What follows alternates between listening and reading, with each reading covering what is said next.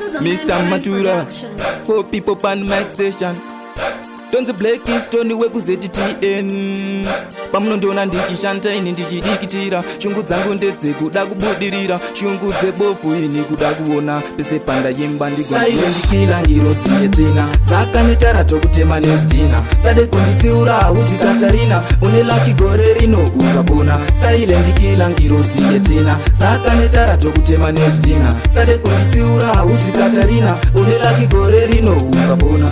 Unojiti aukwire pazire kusaka. Uya kuno uri wani ndikuite sadaka chakanaka. Wendi president naye handina daka. Silent ndazviona kuti hauna linki. Ndokusaka wakanyimwa collab na winki. Artist yepinongogara iri jangi. Chisi ya gitare undofudza madongi. Mombe mbudzi nehwayi zvasisimorongila ngirosiye tina. Saka netara tokutema nezvitina. Sade kunditsiura usikatarina. Unelaki gore rino ukapona. Silent kila ngirosiye tina. Saka netara tokutema nezvitina. Sade kunditsiura usikatarina. Unelaki gore rino ukapona. Pamunondona ndichishanda ini ndichidikitira. Shungu dzangu ndedze kuda kubudirira. Shungu dzebofu ini kuda kuona. Pese panda yemba ndigonziwo ndagona. Munhu wese ari kushanda ziva ari kutsvaga mari. Hapana asingade kufamba nemotokari. Tese toda kuonekera kuita kunge jewelry. Munhu wese anodaka life cake seri. Silent kila ngirosiye tina. Saka netara tokutema nezvitina. Sade kunditsiura usikatarina. Unelaki gore rino ukapona. Silent kila ngirosiye tina. Saka netara tokutema nezvitina.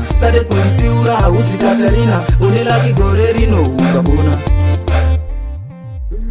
Unozviti aukwire bhazi rekusaka. Uya kuno uri wani ndikuite sadaka chakanaka. Wendi president naye handina daka. Silent ndazviona kuti hauna linki. Ndokusaka wakanyimwa collab na winki. Artist yepinongogara iri jangi. Chisi ya gitare undofudza madongi. Mombe mbudzi nehwayi zvasisimorongila ngirosiye tina. Saka netara tokutema nezvitina. Sade kunditsiura usikatarina. Unelaki gore rino ukapona. Silent kila ngirosiye tina. Saka netara tokutema nezvitina.